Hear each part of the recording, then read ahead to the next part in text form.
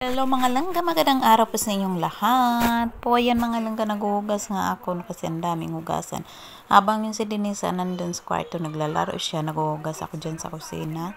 At nagwawalis na rin ako dyan, so hindi na full video yan mga langga kasi pakawat-kawat lang yung pag-video ko mga langga kasi yung si Denise, so sila pasok ng pasok, ayaw naman nilang sumama sa video ko.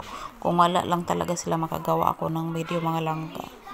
Kasi ang hirap talaga maggawa ng video mga langga, kasi kaya minsan lang talaga ako nakapag-upload no, kasi ayaw naman nila ako i-support yung ko, yung pag-vlog ko, ayaw nilang sumama. So ayan nga mga langga, ay pagka post ko diyan maghugas, kumain ako ng yung watermelon. So hindi talaga kami mawala ng watermelon basta pag summer kasi napakainit ngayon dito sa amin, no.